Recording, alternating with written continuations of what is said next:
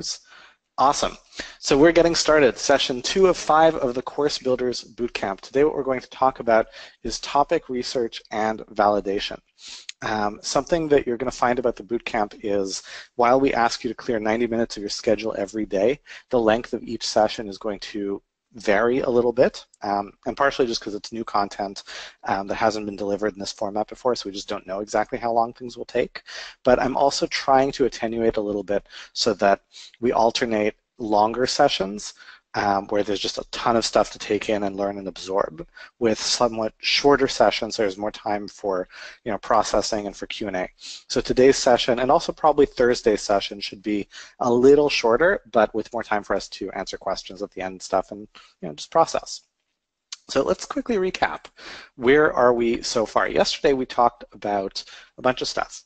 We talked about the 4 mega trends that are shaping the online course world, which are the massive growth in the demand for education, the mainstreaming of education, the granularization of that demand, all of which are making for a much larger opportunity for course builders, and the fact that information wants to be free, which ultimately means excuse me, which ultimately means that there's going to be a great opportunity if you're selling premium courses, but your stuff has to be premium and valuable enough to charge a meaningful amount of money for that opportunity to work.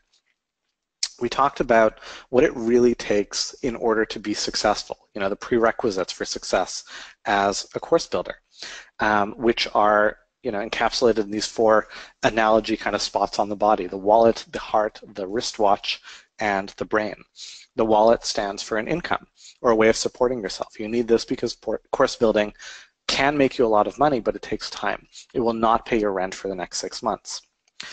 There's the heart, which is about commitment to building something real that makes a difference in the lives of your students, and the genuine belief that education is worth paying a premium for. If you don't believe it, neither will your students. The wristwatch is about your commitment to getting it done in the relative short term and creating a bias towards imperfect action, which we started on yesterday. People began taking imperfect action right away as we got started, and that was fantastic. I've been corresponding with a lot of you and hearing about the results you're already seeing, which is just incredible. And finally, the brain. This is the mouthful one. It's about a legitimate expertise in a high-value subject that is substantive and the experience and credentials that support your promise and enable you to deliver. So legitimate expertise means you actually know what you're talking about. A high-value subject means it's worth money, it's attractive, it's important to your students. Substantive means you can't just teach it in an hour. There's just more to it than that. And the experience and credentials is really just about what empowers you to be able to deliver the outcomes that you believe you can deliver.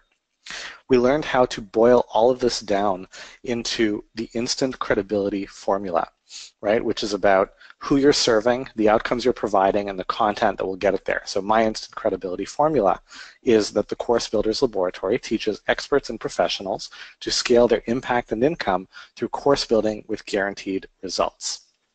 We walked through this formula, and I even had you guys take a commitment action, show that you're serious by posting it on Facebook. This was the phrase: I'm thinking about building a course teaching who your target customer, students, to achieve whatever the outcome is through your content. Do you know anyone who might be interested? And I know a lot of people did post. And I want to check in. We're a little less than 24 hours later. What have the results been? Type in the questions box. If you did it and you started to see some reaction, some traction, some interest, some response, type in the questions box and tell me about it. And take a sip of my water while you guys are typing. Awesome. And I'm seeing 2 categories of reaction. So a couple of people are saying no response, no interest. And that's so fantastic to know now, so you can adjust what you're doing and make it something people want. Other people are saying I'm seeing 2 responses, 11 yeses, that's amazing, more than 50 interests and 250 likes, that's phenomenal. People asking about duration and price, lots of people interested, people saying they want to work with you. It's amazing how just taking that first beginning of commitment action leads to people, reciprocating with commitment action, kind of raising their hand saying, yes, I want this, that's awesome. So for everyone who took action, congratulations. And if you got no response, that's okay. That just means we have to adjust what you wrote a little bit. And what we're going to do early in this session is workshop some of the instant credibility formulas that people wrote and sent to me. So this is going to be a great opportunity for you to learn how to tweak your own. So we covered all this material. I also told you about a special offer, or Greg and I told you about a special offer to sign up for the Course Builders Laboratory and also get access to a year of Thinkific Business. Course Builders Lab usually costs $3,000. Thinkific Business costs $1,000. You can get all of that together for $3,000. And we've also got some custom technology that we're going to be showing you over the course of the rest of the week that's going to be very powerful for you and that is included with the bundle and you can't get anywhere else. So anyone who's interested in that, who hasn't already booked a call with a program specialist on our team, please do. Go to cblab.bz/cbb and just book a time to talk and explore and see whether this is something that could be a good fit for you. And I'm going to put that link into the chat for you. So you can do that anytime on the call. You can do it later. And I'll tell you more about the offer and other stuff later. But for now, let's dig into the topic of the day. Excuse me. What we're going to talk about today is market research. In other words, we're going to talk about how to get clear on the topic and validation that you're on the right track. But before we get into that, if you remember yesterday I said that if you email me your instant credibility formula, I will pick one or two. Yes, Sherry says to remember to get my water. I've got water right here this time. Email me your instant credibility formula and I'll pick one or two to workshop on tomorrow's call. This was yesterday, today it's tomorrow. Well, I got an enormous amount of responses. There were 99 people who emailed me by 6 p.m., which is a lot more than I thought. And I read through each and every one of them. I responded to each and every email. And a lot of them were really, really good. And I couldn't get it down to just one or two. So I picked 8. We're going to go through them quickly, but I really like them all because they all show different ways in which you can do things right and ways in which you can improve as well. So we're going to go through a bunch of examples to help you really nail your instant credibility formula because it's such an important foundation to everything else that you're going to do. Now the first one is from Sherry. Here's what Sherry wrote. I'm thinking about building a course teaching those who are wellness challenged to achieve their ideal health through easily accessing their own guidance.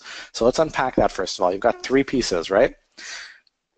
The people she's serving, the who, is those who are wellness challenged.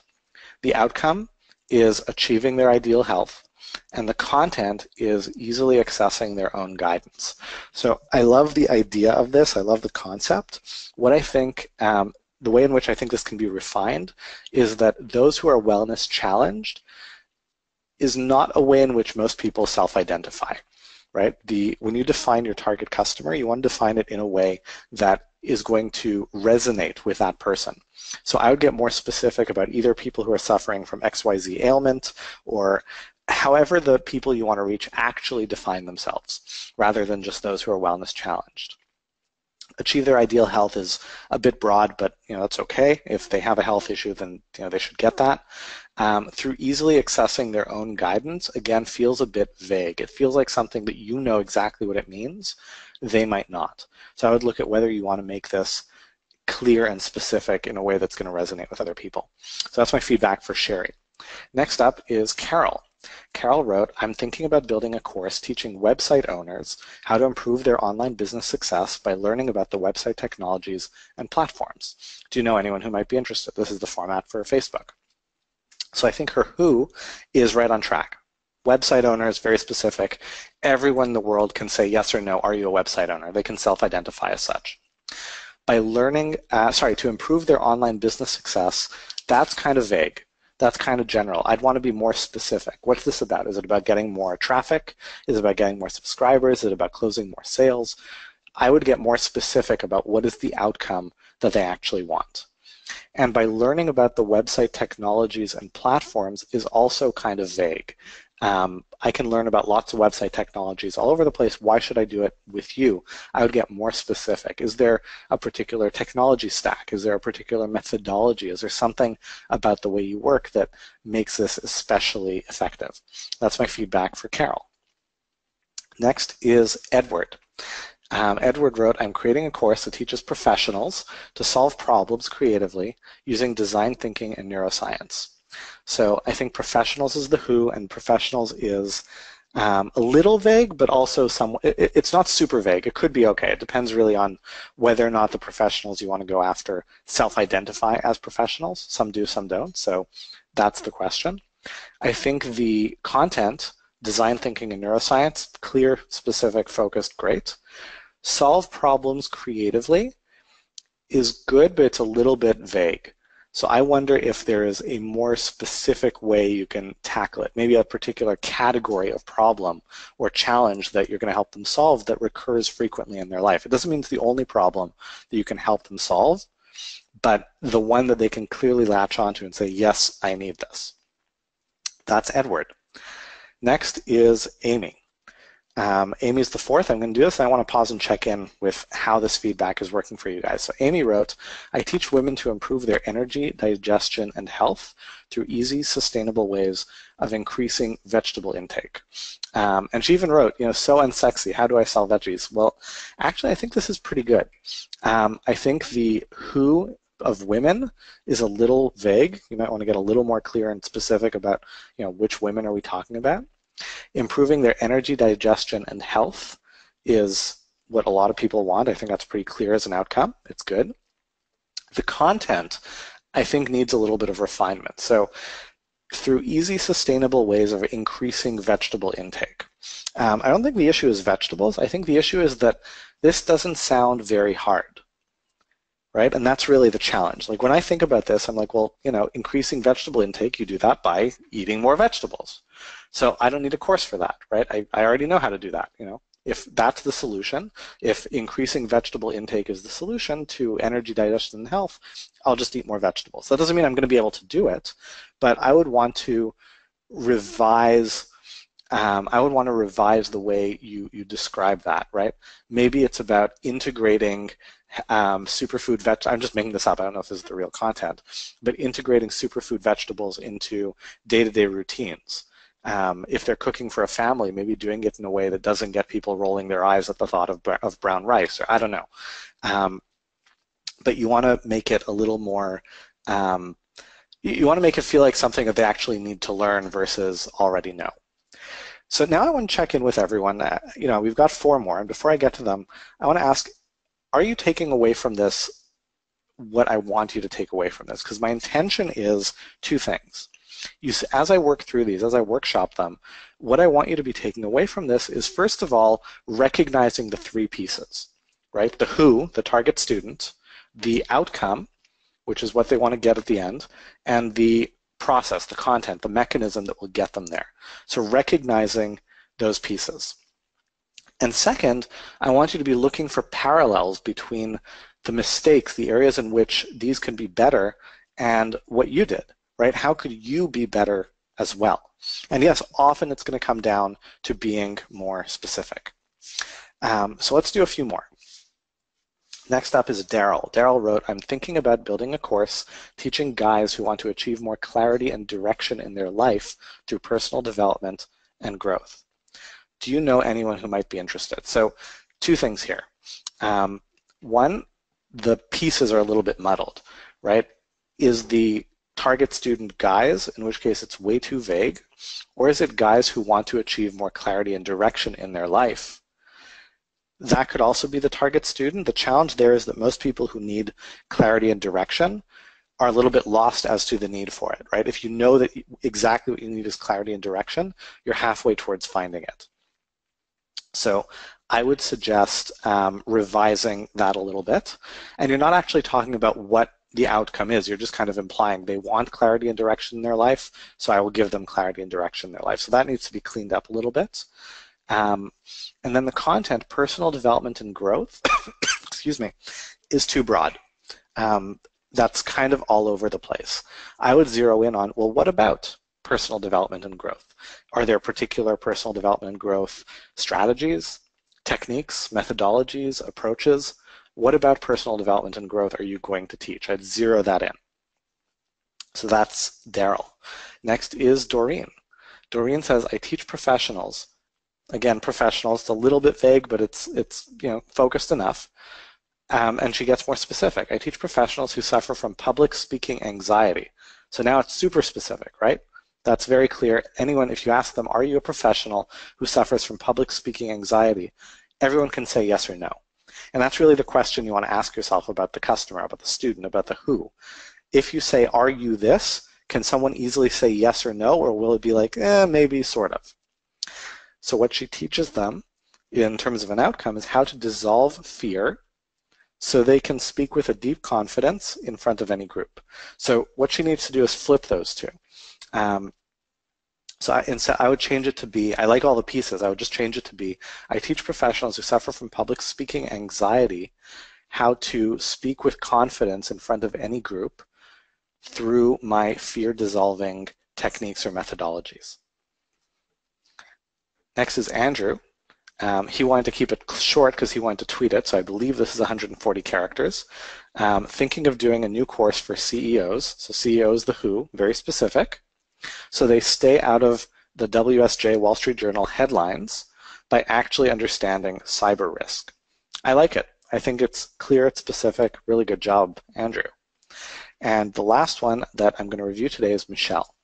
She says, I'm thinking about building a course teaching family child care providers to achieve professional status through learning how to become business-minded. Do you know anyone who might be interested? So this one needs a little bit of work. Family child care providers, that's very specific. To achieve professional status, that may or may not need to become more specific, and here's why. Because you capitalized it, I'm wondering if that is like a professional designation, like it's a level of service. You know, I'm now, a master plumber, of a professional. I don't know if it's like a title, and if it is, it works. But I don't think that's what you're saying. I think you're just talking about them being taken more seriously, charging what they're worth, building a successful practice. So whatever it is, I would get more clear about that.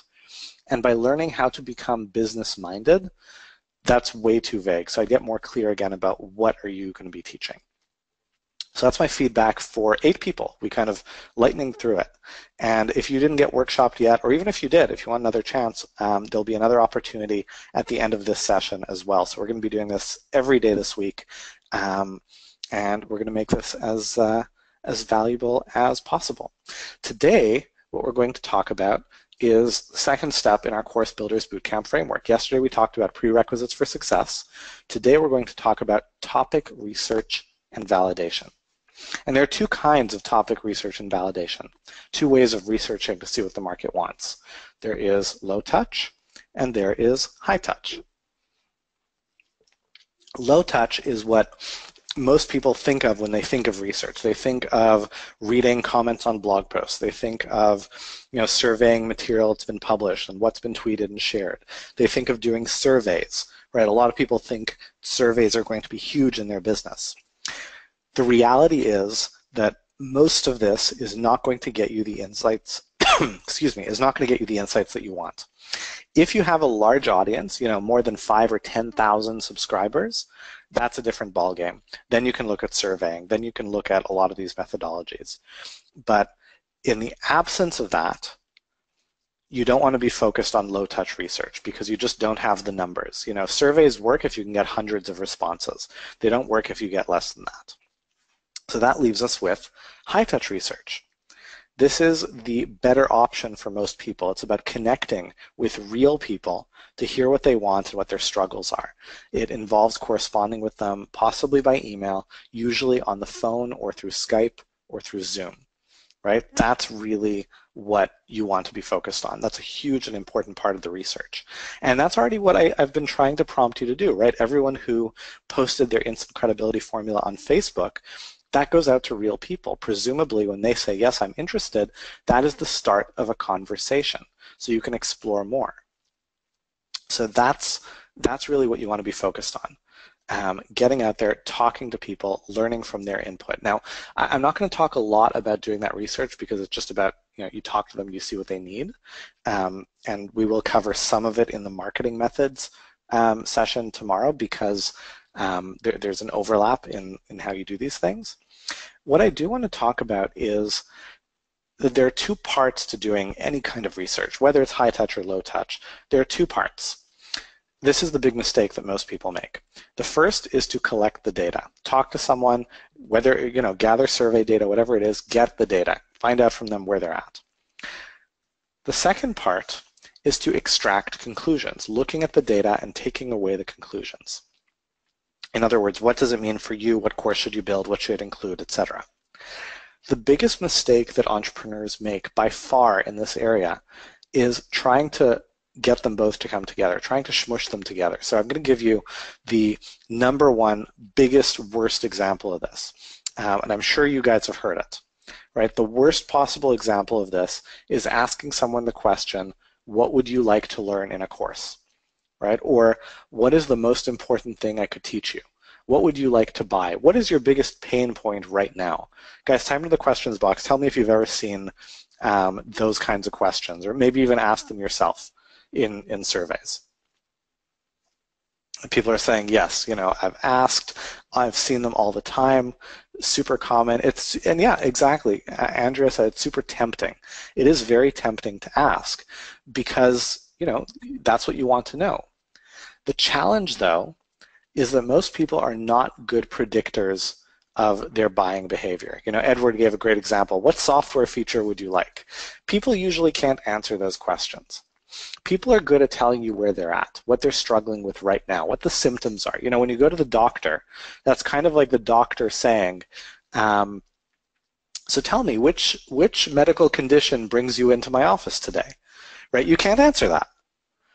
What you can say, the doctor should say, well, tell me your symptoms, tell me where it hurts. It's the doctor's job to figure out what that means.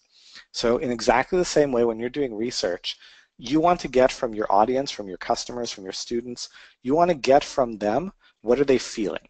What do they want? What do they need? What is hard for them? Don't try to get them to put it into prepackaged language around what that means you should teach them or sell them.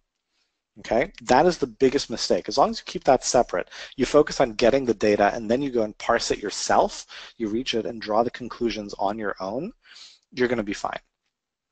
And once you have all that data and conclusions, you're going to use it all to inform and refine your ideas. Now, here's the thing about choosing and validating a topic. The reality is that the hard part isn't finding an idea. It isn't even validating demand in broad strokes. I mean, let's say that I decide I want to build a course about weight loss. How much demand do I really need to validate? How much work do I really need to do to validate that there are people in the world who will pay to learn how to lose weight? Right? Not very much. It's not hard to know based on what you see in the world and based on just your experience with your subject matter. If you're an expert, you've interacted with people around this topic, you already know that they want this. You know that they want the broad strokes topic. The challenge isn't arriving at a topic that people want. The challenge is narrowing down the scope of the project, narrowing down to just what they need. And this is the part where your instincts are going to trip you up. And your instincts are going to trip you up for two reasons. The first is the curse of knowledge. The curse of knowledge is what happens when you're an expert in something. The more you know about it, the more you're fluent in it, the more invisible the challenges of understanding it become, and the more fascinated by it you tend to be. And so you underestimate how hard it is for people to learn and assimilate what you know, and you overestimate how enthusiastic people are going to be about just learning it for the sake of learning it, because it's so incredibly interesting, and you're going to want to put in way more than you should. That's the first thing. The second way in which your instincts will trip you up is actually a lot more insidious. Most of us know about the curse of knowledge. We've heard of it. The second is that voice in the back of your mind asking you, am I really good enough? Or maybe it doesn't ask. Maybe it's a loud voice and it shouts and tells you you are not good enough. We have those voices in the back of our minds. And that's a scary thing. I mean, let me ask you guys, type into the questions box, just tell me how many people have this concern in the back of their mind wondering, am I good enough to do this? Who am I to build a course? Why would anyone want to pay money for a course that I would create? I'm seeing some people are saying no, which is great, but I'm seeing a lot of yeses, me, capital letters, exclamation marks, so true. It's something that plagues a lot of us. And part of the challenge is that it never completely goes away. I'll tell you this just as a relatability thing, right? I've launched many courses over the last few years. I've trained thousands of students who had great successes. I've made 8 figures. I've made multiple, more than $10 million in the last few years selling courses. And yet, every time I get on a webinar or a training like this one, I have butterflies in my stomach. I was totally freaking out before I hopped on to talk to you guys. And I've just been doing it long enough that I know that that's how I'm going to feel, and I have to move forward anyway, right? That's just kind of part of it. But it doesn't really go away. And what's good is that it's okay. It doesn't have to go away, right? Courage, as we all know, isn't the absence of fear. Courage is acting in spite of fear. Courage is doing things that are worthwhile in spite of fear.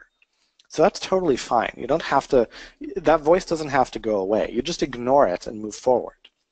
The problems, though, begin when instead of just ignoring the voice and moving forward, instead what you try to do is argue with the voice, right? You don't just let the voice do its chattering while you do important work. You start arguing. You start building a case against the voice. You start adding things into your course, turning it into a laundry list of everything that's going to be included because you're arguing with the voice. You're saying, look, my course must be good enough because look at everything that it includes. Right? I want to hear from you guys. How many people thinking about their course have ever been through this process of kind of adding stuff in because they were trying to build a case for someone, who knows who, but really it's just the voice in the back of your mind that it's actually going to be worthwhile? Yeah, people are saying all the time, so common. It's very common, and here's the problem with that. There is no such thing as neutral content. There's no such thing as content that should just be, included in the course and it's good to have. There's no such thing as nice to have. Every single bit of content that you teach is either critical to the success of your student or it's detrimental. Either it absolutely needs there for them to achieve the outcomes and learning and understanding that they want and are here for, or it is an opportunity for your student to become confused, distracted, and overwhelmed. There is nothing in between. Now, you know your topic. So how do you know what to include and what not to? It all comes down to who is your student. And that's where the work we just did digging into that instant credibility formula really, really matters, right? Because if you started out that early definition by saying, I'm building a course for people, people who drink water, women, men, people who sometimes wear shoes. If it's something that broad or general, then it's impossible to know what to include and what to leave out. So you've got to really think about who is that student and use that to define everything else. And then from there, I've got a really powerful exercise for defining minimum viable scope, for taking that broad topic and zeroing it down to the minimum possible that you can teach. So here's the exercise. I want you guys to imagine that you're in New York, and you just got on a plane and you're going to fly to Chicago. You get on a plane, you sit down, and just as the plane is taxiing down the runway, you start a conversation with the person sitting next to you. And you discover that this person is your ideal student. It's exactly the person that you want to be serving. It's exactly the person that you want to be teaching. And you're hitting it off. You're getting along. You're really liking him or her or that person. You're enjoying the experience. And you discover that they really, really need your help. They desperately need your help, and you want to help them. There's just one catch. You have a busy life and a busy schedule. So do they. When you land in Chicago, you're going your separate ways. There's nothing that can be done about that. So if you really want to help them, what you have to do is teach them whatever you can that will change their lives over that 2-hour flight. The flight from New York to Chicago is about 2 hours. So that's the question. And you can write it down. What would you teach in a 2-hour flight that would change somebody's life? I'm going to give you guys, that's going to be your exercise that I want you to work through for your homework. So write down that question. What could you teach in a 2-hour flight that would change somebody's life? write it down, type it in the questions box, tell me, yes, I wrote it down, like tell me when you've got it so we can move forward, and take a sip of my water, because that is absolutely critical to determine the scope of your pilot course. Awesome, people have got it. So that's the exercise. And here's the thing about market research. Market research is this really interesting thing in course building and piloting, because you're going to have this kind of weird love-hate relationship with it. The reality is that market research is very important. Doing that high-touch research, talking to people, interviewing them, very important. Yes, you should absolutely validate demand by talking to real prospective students and doing research on social media, on websites, etc. Like, yes, you want to do all those things. But the entire piloting process that I'm teaching you is all market research, right? Nothing validates demand like actual paying students. And that's the key that you have to remember. If there are two buckets of business activities, one is about market research, building your foundations, etc., and the other is about scaling your business. Building your pilot, selling your pilot course is not a business scaling activity. It's a market research activity. Getting people to give you money for your first course is market research. At the end of the day, you want to get to a place where, yes, you have confidence that people will pay you money for your course, but the only way you can be completely solid about that, the only way you can know for sure, is if they actually do it. So yes, you want to do market research, and yes, you want to zero in on the topic, and that's very important, but I don't want you to get stuck in market research.